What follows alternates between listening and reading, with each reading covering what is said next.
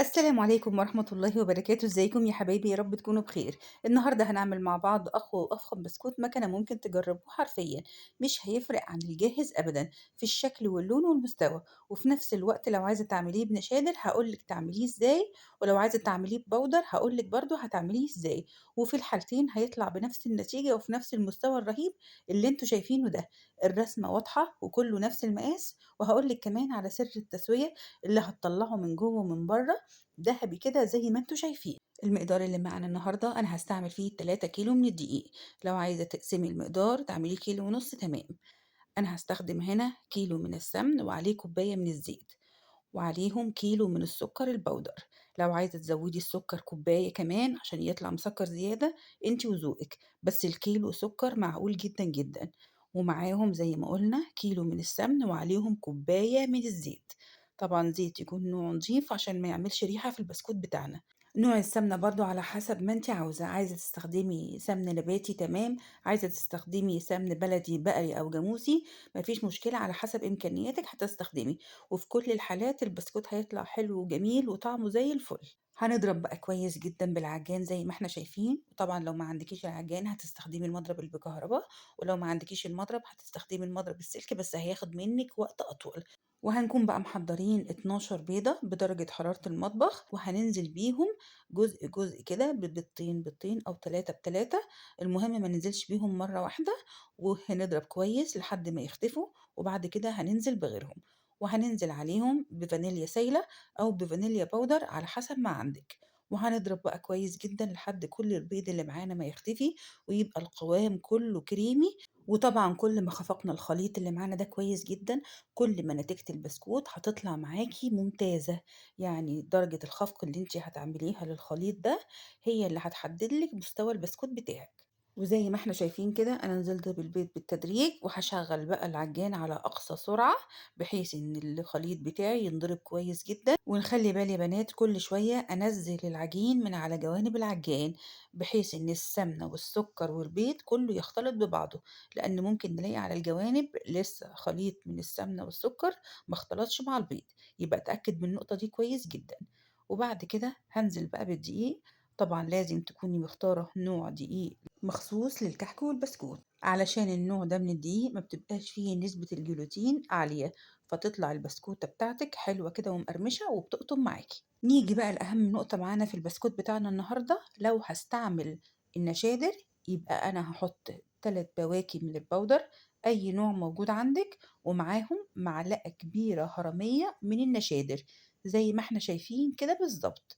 طيب لو مش هتستخدمي النشادر يبقى نحط 6 بواكي باودر كاملين على العجين بتاعنا، ومعاهم طبعا ذرة الملح اللي هتظبط معاكي طعم البسكوتة.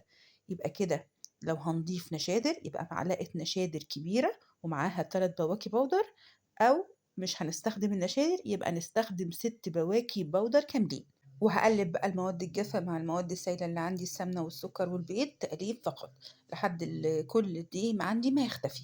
وزي ما شفنا كده ده القوام المطلوب للعجينة بتاعتي.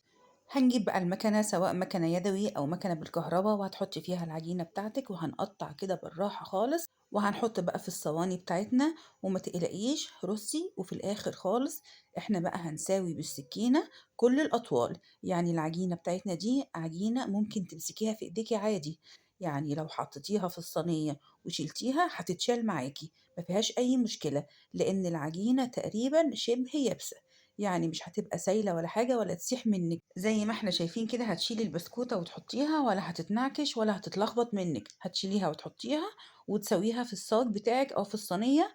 ولو في صوابع أطول من صوابع هتجيبي السكينة وهتسويهم بمنتهى السهولة. واللي سويتيه من الصاج هترجعيه تاني وهتفرميه وهتنزليه مع البسكوت اللي نازل. وطبعا وانتي بتعملي هتبعدي الصاج عن مكان المفرمة، بس انا عشان التصوير والمكان عندي ضيق فقربت الصاج من المفرمة عندي، عشان كده كل القطع الصغيرة بتنزل عندي جوه الصاج. نضفتها طبعا كلها ورصيت البسكوت بتاعي، وطبعا سويته كله سوا واحد زي ما احنا شايفين كده، واطوال كلها واحدة عشان ساعة التقديم يبقى كويس وشكله جميل.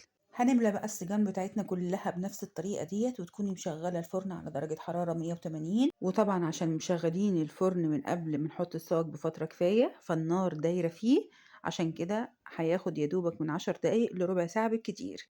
هيكون استوى من فوق ومن تحت ومش هنحتاج أبدا إن احنا نولع شواية. شايفين ما شاء الله اللون جميل جدا من فوق ومن تحت، اللون الذهبي الجميل. وهنا عشان الصينية لسه طالعة من الفرن فمش عارفة أمسك البسكوتة كويس، هسيبها لما تهدى خالص وتبان قرمشتها، وبعد كده هنشوفه بقى قوام البسكوتة شكله ايه بعد التسوية. شايفين ما شاء الله المقاس كله واحد والتسوية كلها واحدة. كل البسكوتات اللي في الصينية نفس اللون، نفس اللون الذهبي الجميل. نيجي بقى هنكسر كده البسكوتة ونشوفها كده من جوه ونشوف القوام بتاعها شكله ايه. الأول هنشوفها من فوق ومن تحت نفس اللون. هنكسر بقى كده البسكوتة. شايفين ما شاء الله السمك بتاعها كويس جدا، أقل من نص سنتي. وهتلاقيها برضو اللون الذهبي الجميل بتاعها برضو من جوه، ده بفعل طريقة التسوية اللي احنا استخدمناها في الفرن. نيجي بقى لطريقة التغليف يا بنات، وازاي اعبي البسكوت ويقعد عندي فترة طويلة من غير ما يطرى مني ولا يرطب ولا يحصل له اي حاجة. طبعا اهم حاجة ان انتي مهما كانت العبوة عندك، سواء كانت كرتون او بلاستيك او زي امهاتنا زمان وجداتنا ما كانوا بيعملوا، كانوا بيحطوا في صفايح اللي هي بتاعة الزبدة وبتاعة السمنة والجبنة، وكان طبعا لازم يحطوا من جوه كيس بلاستيك عشان يحفظ البسكوت لفترة طويلة. هنغلف العلبة أو الكرتونة أو الصفيحة، شوفي هتحطي في إيه، بكيس بلاستيك من جوه، وهنرص البسكوت بتاعنا بالواحدة كله كده فوق بعضه. وهتيجي بقى في آخر طبقة من فوق، من فوق من على الوش خالص، هتربطي الكيس بتاعك مش هتسيبيه مفتوح، وهتغطي العلبة بغطاها عادي جدا جدا في مكان ما يكونش فيه شمس ولا حرارة. وبكده نبقى خلصنا الفيديو بتاعنا النهاردة، بسكوت المكنة. أتمنى الفيديو يكون عجبكم، أتمنى لكم الصحة والسعادة وراحة البال، والسلام عليكم ورحمة الله.